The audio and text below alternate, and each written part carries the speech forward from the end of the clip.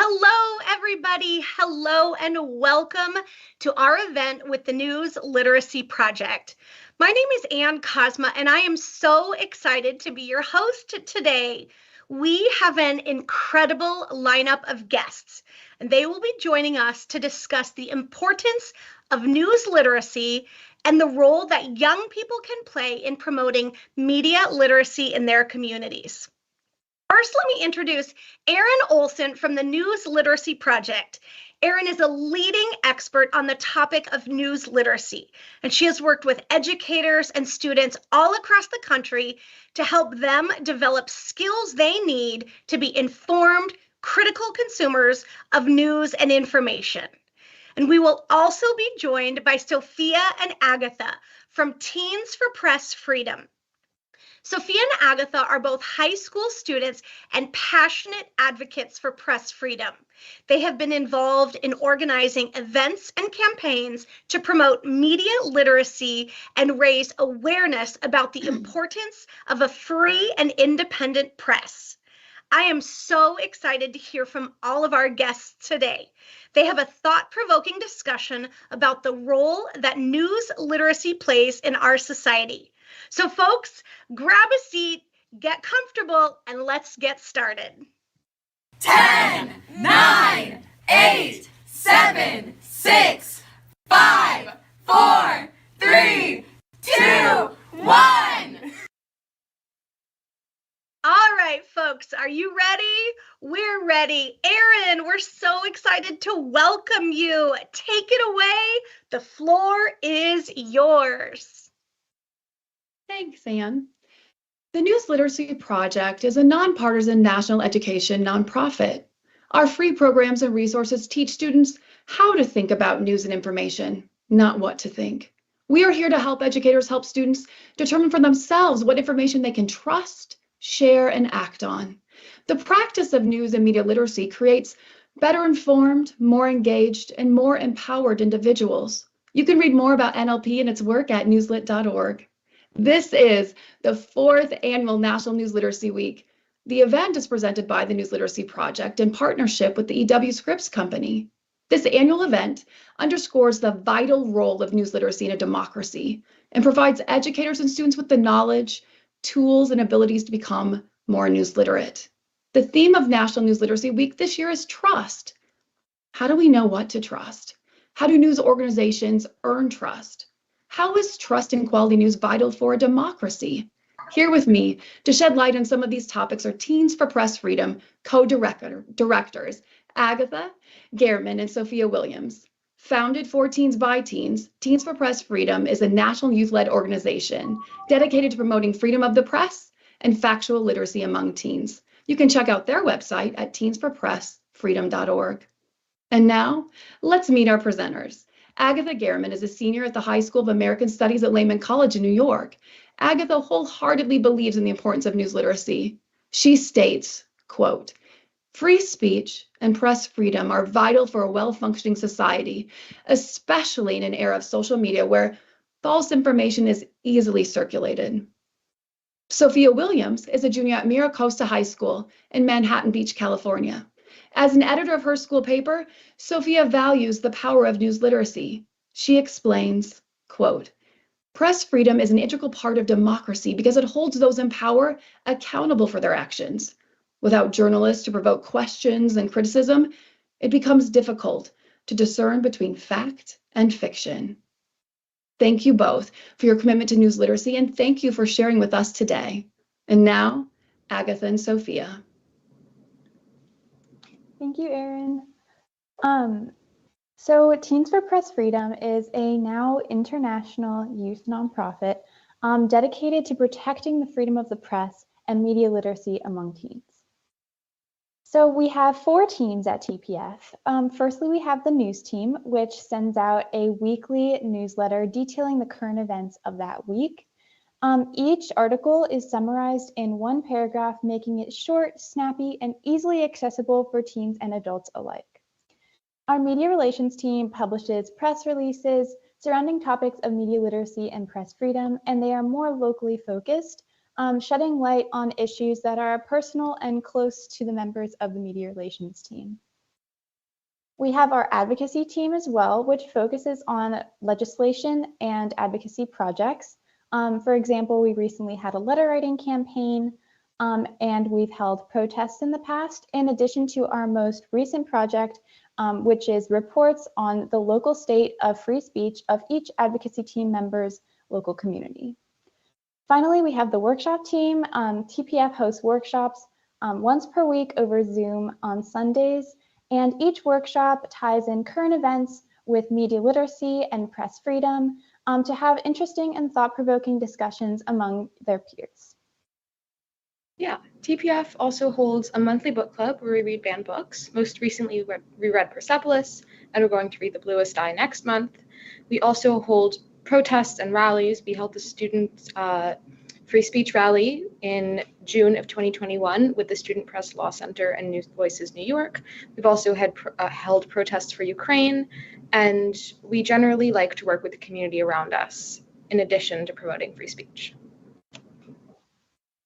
So transitioning into some of the issues that TPF is most passionate about advocating for, and one of those is the detriment that social media poses to our ideologies. So social media echo chambers are when curated information on social media causes increased polarization in its users. As a social media user, you are given information that is tailored to your personal beliefs and is created by social media algorithms.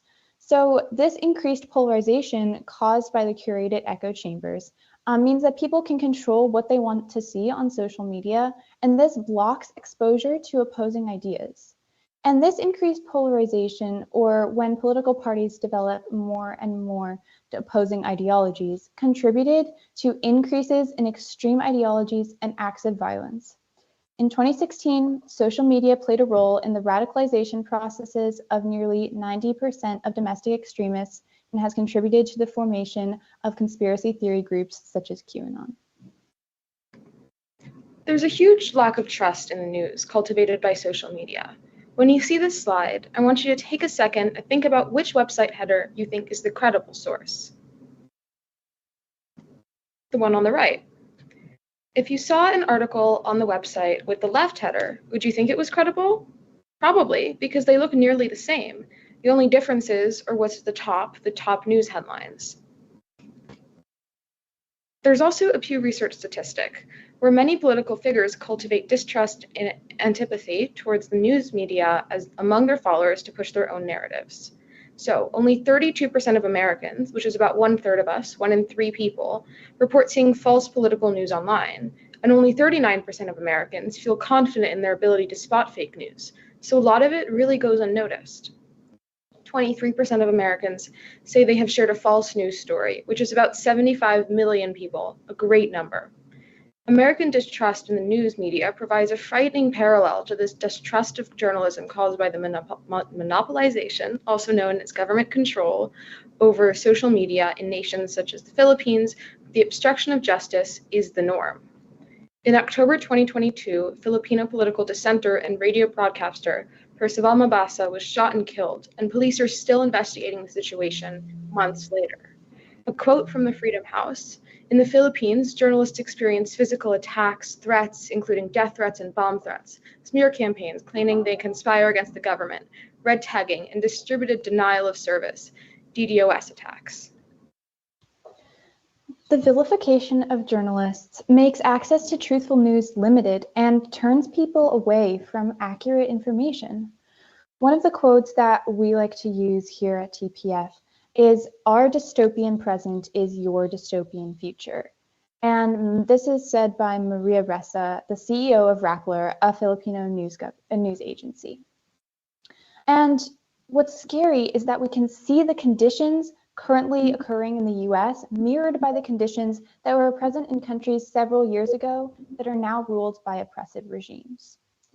Maria Ressa has been arrested twice and posted bail 8 times for being critical of the Filipino government, specifically Rodrigo Duterte, former president of the Philippines, and for bringing attention to internet misinformation in the country. Her convictions have ranged from cyber libel to fraud and embezzlement, all of which she and her coworkers have denied. Can you think of any other countries in which journalists face imprisonment and are scorned by political leaders. So the picture you see here is from CNN in Minneapolis, and Oscar Jimenez was handcuffed and detained on live television after covering protests for the Black Lives Matter movement. And Jimenez, the situation that occurred with his reporting and the obstruction of justice perpetuated against him was really what brought us to Teens for Press Freedom, and was really what alerted us to the issues that are occurring in America right now with regards to the obstruction of justice through the silencing of the media. So, what can we do? What can you as educators do as solutions to this? It is not part of a mandatory curriculum in most states to hold a research class. So even a semester-long course that only meets twice a week can have a huge impact on students. You can talk about how to properly cite sources, which is going to be super helpful once they're in college and need to learn the difference between MLA and Chicago citations. But you're also going to teach them how to identify a credible website, what the difference between a .com, a .edu, and a .org is, and what they all mean. The difference between media literacy in an academic forum and media literacy in a format that is applicable to everyday life is crucial. And it's helpful to not just focus on the factual, discuss the cultural aspects of media literacy, how to spot mis and disinformation, and what the difference between mis and disinformation is. Approaching it through the lens of social media makes it far more accessible to teens because it seems to be what we're most addicted to these days, and it's how you can really get to us by telling us that the news that we're seeing on social media might not be real. Almost all teens are familiar with social media activism. That's like reposting a post that you saw on your story, being like, oh, I just reposted this little square about Black Lives Matter. I'm so politically active. I'm so woke. So because almost all teens are familiar with this, they'll likely have an opinion on it. And if you can approach it through social media, they'll be far more receptive to what's being said. Also, facilitating student discussions about current events. The way our generation typically communicates is fractured at best, and the ability to have informed conversation is one that should be cultivated, especially as we become adults. When we have a conversation with real people and not the passive and receptive persona that they present online, there's far more flexibility and compassion, even if we have differing opinions, and learning how to communicate with others is a really vital skill. We'd like to now turn it back over to Erin and Anne.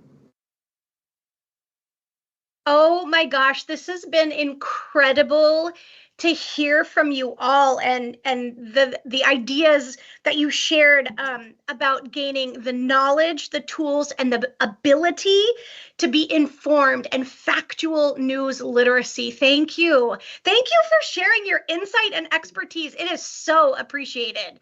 Erin, Agatha, Sophia, we're about to do something that I love during these sessions. After the learning, we always take a selfie, and we're getting a lot of questions. So folks, we'll get to that Q&A in just a moment.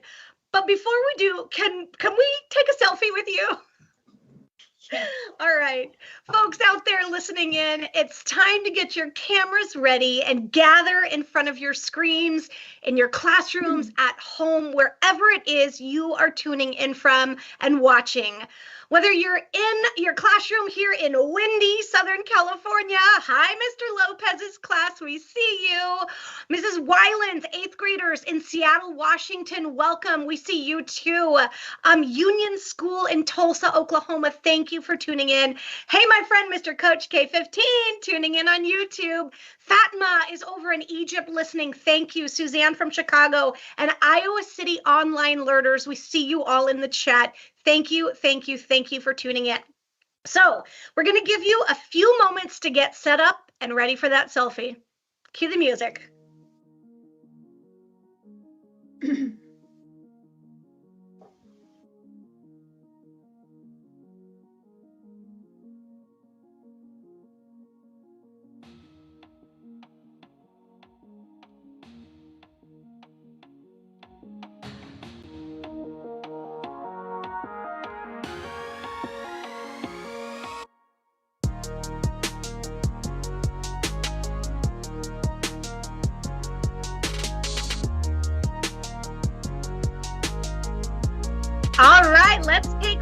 selfies. Aaron, would you do the countdown for us? 3, 2, 1, news literacy.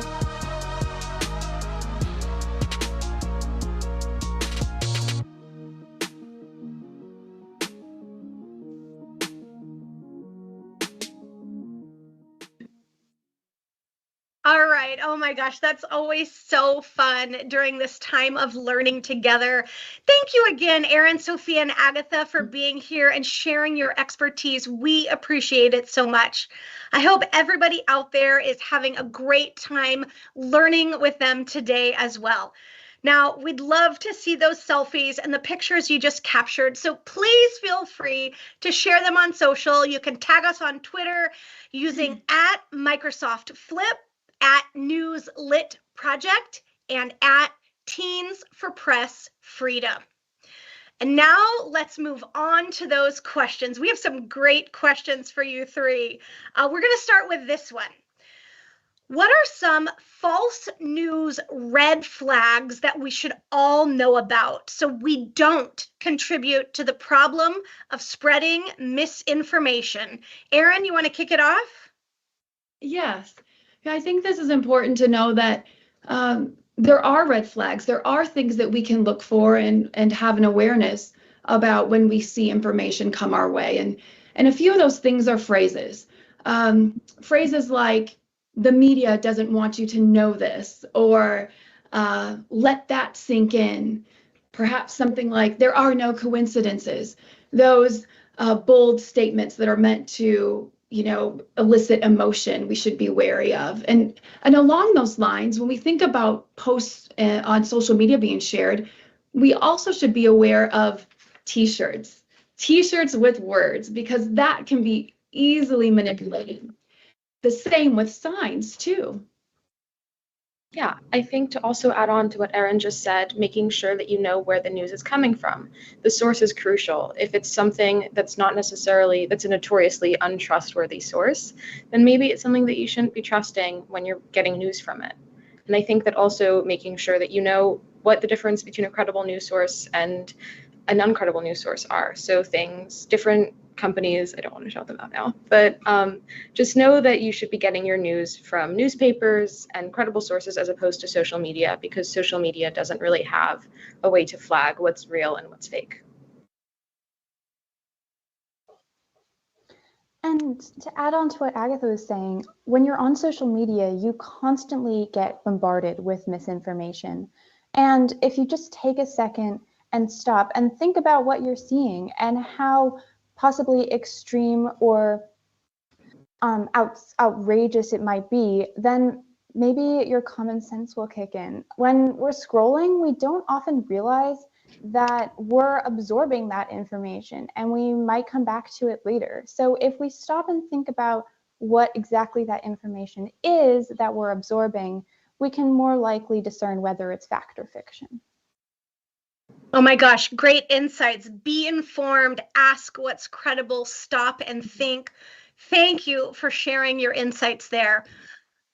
We're going to jump into another question, and you have outlined ways in which we as individuals should guard ourselves against misinformation that might wrongly erode our trust in quality news. But we also know that trust is earned. So can maybe you talk a little bit about how news organizations do the work of earning public trust? Sophia, we'll start with you. I think the news media is so interconnected. We all hear about the same events, but we hear about them from differing perspectives. And I think the way that news media organizations can earn our trust is by providing the most unbiased perspective possible in their news stories. So when you look at, for example, a New York Times story versus a Washington Post story versus a CNN story, do they all portray the information in a similar way? Do they elicit some sort of emotional response from you, or do they simply inform you about the facts?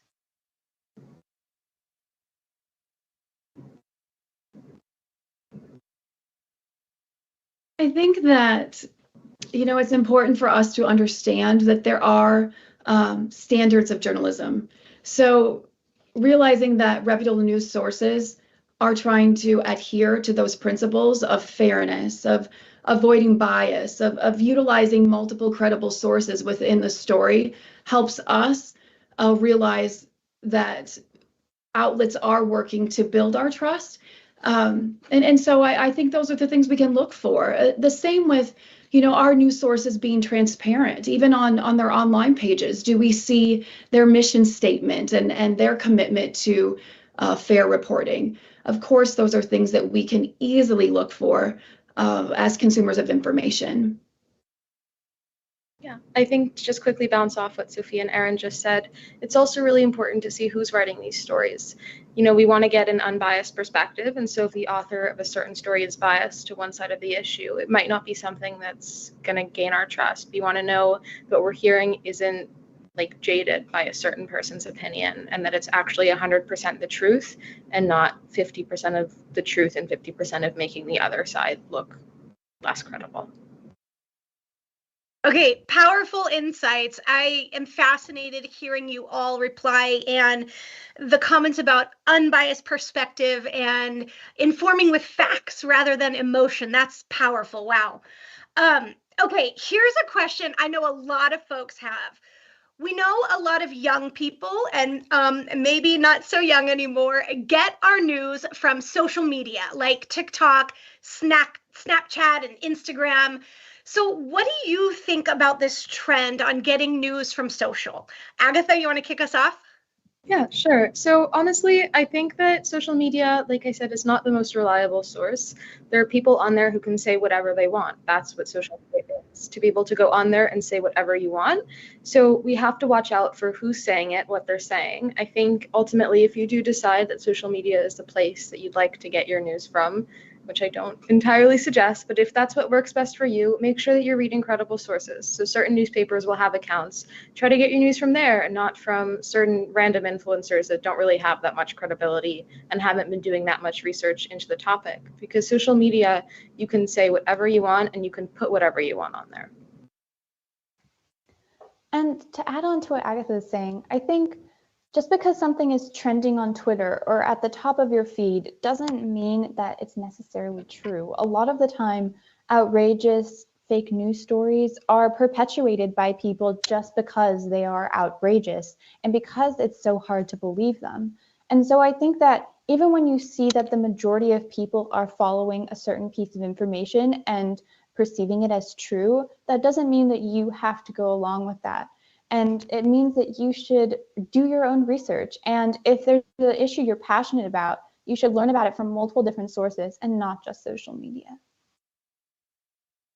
So I think I bring an interesting perspective since I am the eldest on this panel. But people are going to go where they are to get information, so where they're existing. And I think there's this mindless scrolling that happens in our social media feeds that, we look through a feed and depending on who and what we follow, we may be getting great information or we might not be getting great information. And so we have to have an awareness that we might not bring to those spaces because we're not there for that purpose. So I just think it's really important to have an awareness of who is in our feed, what's in our feed. And if we want to get our news in that way, we should be following reputable sources because news media outlets have entered those spaces and are sharing in those spaces. I find it interesting that, when the question was asked, the word trend, right? So our social media spaces might be different 10 years from now, what's popular, where we are. I'm not sure which ones will have staying power, but what does have staying power are those skills that we can hone to be able to differentiate and to discern and to fact check and to think critically about the information that we're consuming. And that's what we should focus on, is really honing those skills and having that awareness about information and content that enters our feed, whatever that feed may be. That's brilliant advice. And all of you, nod to the watch out, check your sources. Is it credible? Is it reputable? I mean, those are powerful reminders. Thank you. Okay, my next question for you three is all about what tips would you suggest for breaking out of our bubbles or echo chambers? Erin, you want to kick this one off? Well, I think this connects to right how I finished the last question. Um, it's interesting to consider spatial awareness when it comes to the internet, but where are we and what are we engaging with? When we think about social media, what comes to us is affected by who we follow and what they like. And so there is a component to understanding the algorithm of those social spaces and how content is entering our feed. So I think it's just important that we examine who and what we follow, and we seek out platforms that we know are reputable. And to add on to what Erin is saying, I'm currently in driver's ed. I'm learning how to drive. And what they always tell you is to drive defensively, to always be on the lookout for dangers on the road. And I think that same thing can apply to social media use. You need to be proactive and not reactive. So if you're going to break out of your bubble and you want to expose yourself to differing opinions, which I would suggest, I would say that you need to be proactive in reaching outside of your bubble, talking to people who you know you disagree with, and trying to have those productive conversations and trying to come to a point of consensus or come to a point of compromise. And this is how change gets made. It's not about staying in our bubbles or yelling over each other to be heard. It's about conversation and it's about dialogue. And I think when you try and make an effort to reach out to people who may not be in agreement with you, that's how we build those bridges. Yeah, I totally agree with Sophia. Having conversations is the best way to break out of that bubble.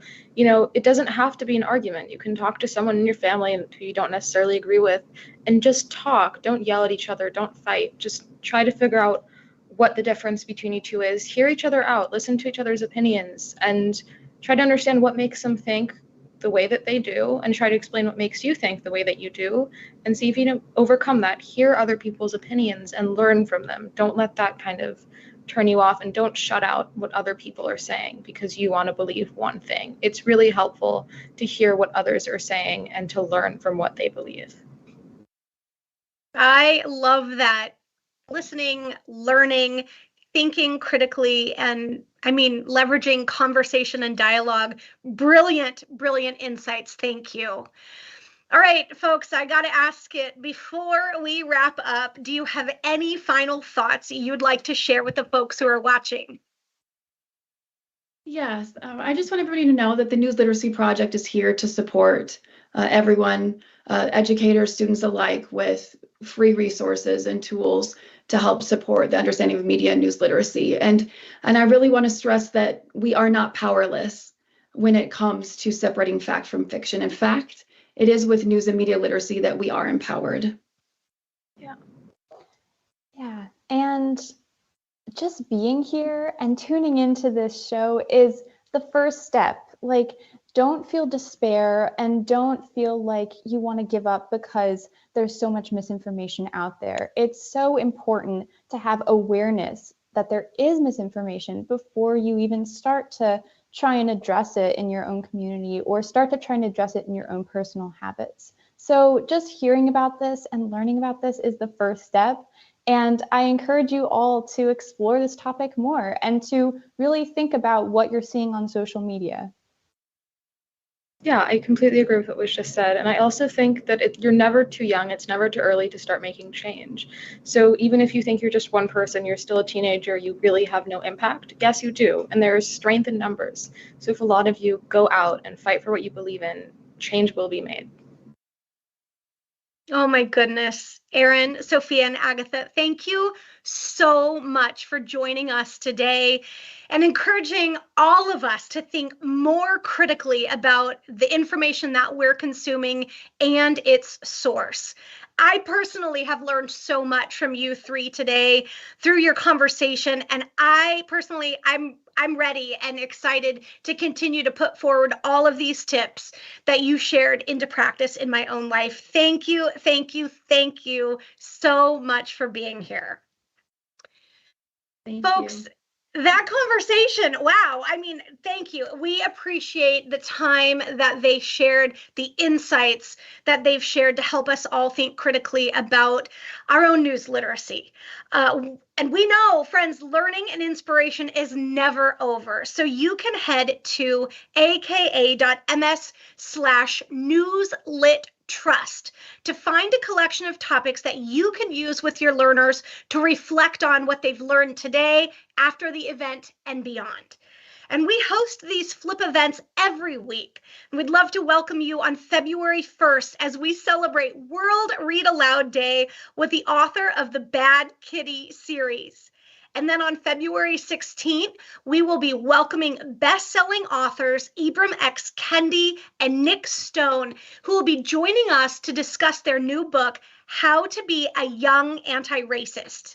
You can head to aka.ms/flip events to register and join in for these next adventures.